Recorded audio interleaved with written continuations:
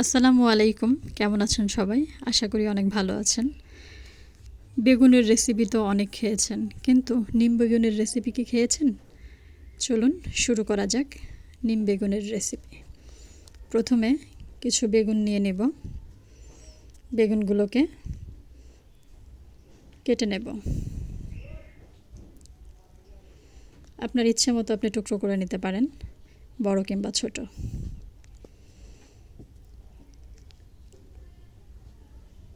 টুকরো হয়ে গেছে, এখন আমরা পানিতে ভিজিয়ে নেব। ভালোভাবে পরিষ্কার করে বেগুনগুলো ধুয়ে নেব। এখন নিম পাতাগুলো ভালোভাবে পানি দিয়ে পরিষ্কার করে নেব।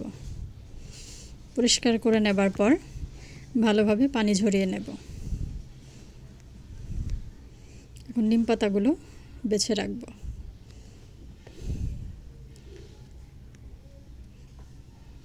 পেঁয়াজ কুচি, রসুন কুচি এবং মরিচ কুচি নিয়ে নেব। চুলায় একটি প্যান বসিয়ে পরিমাণ মতো তেল দিয়ে দিব।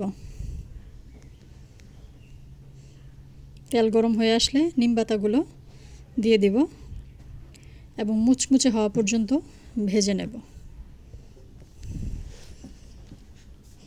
নিম পাতাগুলো ভাজা হয়ে গেলে একটি পাত্রে নামিয়ে নেব। ওই পাত্রে তেল দিয়ে আবার রসুন কুচি দিয়ে নেড়ে চেড়ে নেব। এখন দিয়ে দিব পেঁয়াজ কুচি, মরিচ। ভালোভাবে নেড়ে মিশিয়ে নেব যতক্ষণ না ব্রাউন হয়ে আসছে।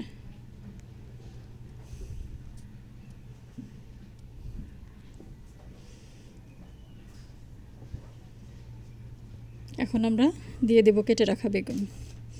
বেগুন দিয়ে ভালোভাবে মিশিয়ে নেব। মিশিয়ে নেবার পর একটা বাটিতে মশলা তৈরি করে নেব। মরিচের গুঁড়ো, হলুদের গুঁড়ো, ধনিয়ার গুঁড়ো, জিরা গুঁড়ো, আদা রসুন পেস্ট এবং পরিমাণ মতো লবণ। এখন আমরা পেস্ট তৈরি করব। পেস্ট তৈরি হয়ে গেছে, এখন আমরা ঢেলে দেব। ভালোভাবে নেড়েচেড়ে মিশিয়ে নেব।